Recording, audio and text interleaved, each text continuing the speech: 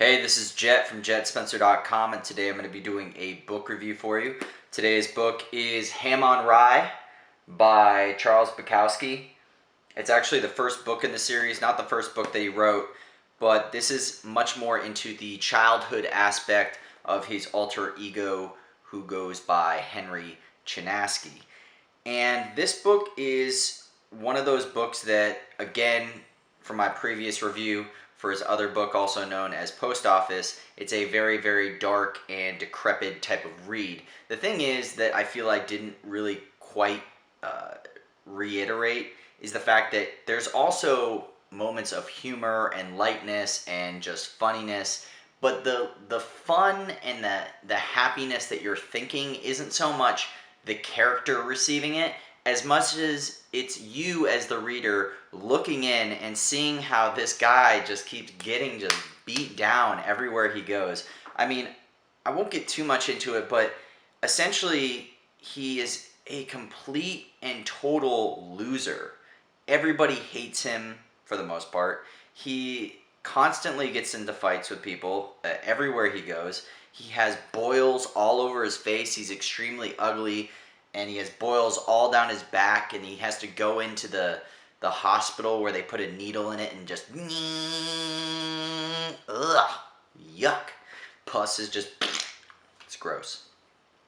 So on top of that, you have to add in the beautiful turmoil that is his parents, who originally the story originates in Germany, and they make their way over to California where he is beaten down. Not only physically by his parents, particularly his father, but also emotionally, as he is told he is a worthless piece of shit.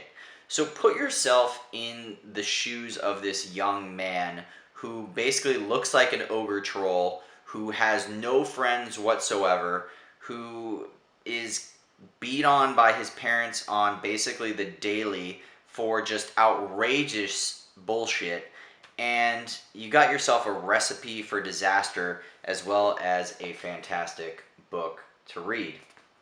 And I highly recommend this book. I would give it 4 stars. I really didn't enjoy this one as much as I enjoyed Post Office.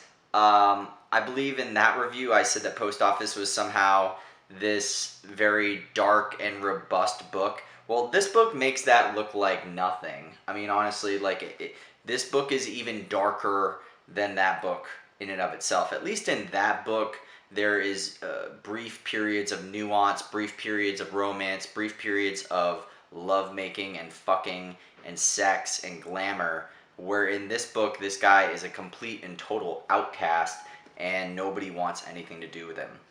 And I think anybody, particularly people who feel like they're not part of the cool kids, so to speak, can relate with this, where you're either a young man or a young woman and you always feel like you're looking in, you're seeking to become a part of the group. Or just being human beings, we're very tribal. We always want to become a part of something larger than ourselves, whether it be an organization, a group of friends, or a team.